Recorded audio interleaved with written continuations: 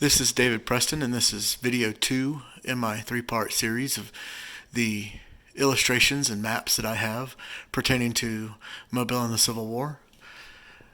And this video will cover the illustrations and the maps that I have pertaining to the land campaign associated with the battle for Mobile.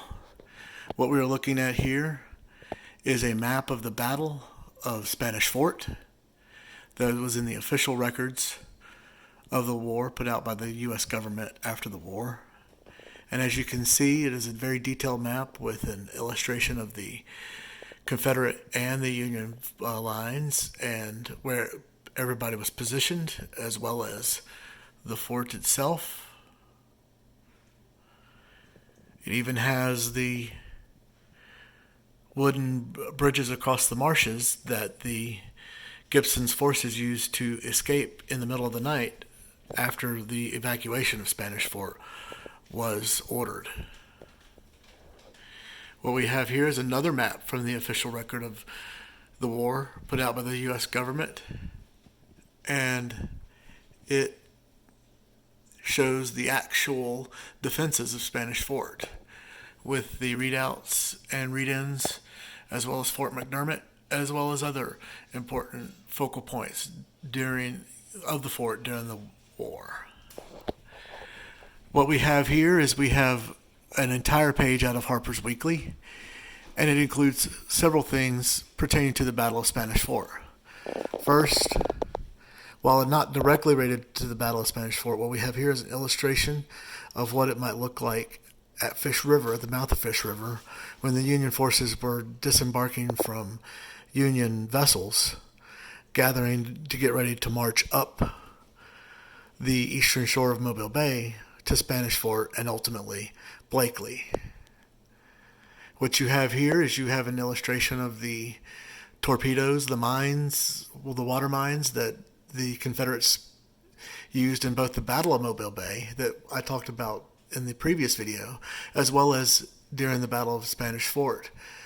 The upper bays and its defenses were lined with these torpedoes, and when a ship would trigger, the torpedo would explode and would pretty much sink the ship.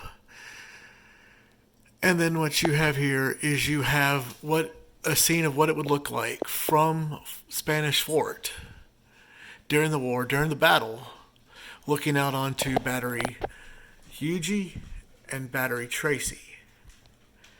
Of course, the vessel that you see is a Union vessel, is not a Confederate vessel, but it is a Union vessel that was used to bombard Spanish Fort during the battle, the 2-week battle that ultimately led to the evacuation and retreat of Gibson's forces to Battery Huger and Battery Tracy, and ultimately back to the city of Mobile.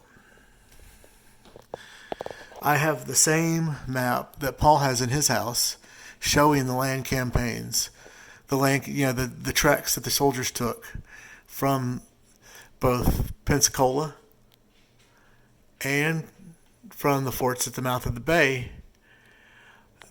going on the way to Spanish Fort and Blakely, and ultimately the ultimate prize, the city of Mobile. And of course, Paul can tell you more about what actually happened during those troop movements and during those battles with his book, The Last Siege, that was his first book. And a very good book, and highly recommended, by the way. What we have here is, this is my Battle of Blakely frame. Has a map of the Battle of Blakely that was included in the official record of the war put out by the U.S. government. Now, this one is probably another view of the river and the city that was not necessarily related to the Battle of Fort Blakely, but I needed to put it somewhere, and I needed the space on this frame, so that's why it's in this frame. And then, of course, if you do ever have the opportunity to go to Blakely State Park, the map that they give you with the information about the different places inside Blakely State Park includes a copy of this illustration, and this is illustration done in Harper's Weekly that would have looked like the Battle of Blakely from behind the Union lines. And of course, we all know that the Battle of Blakely took place on the same day that Robert E. Lee surrendered. Does anybody know what day that is? And of course, the final assault took place hours after the official surrender by Robert E. Lee, but communications were not as instantaneous back then as they are now, so it took several days for word to travel to Mobile that Robert E. Lee had surrendered, which would eventually lead to the surrender of the city itself without a shot being fired, which we will cover in our next video.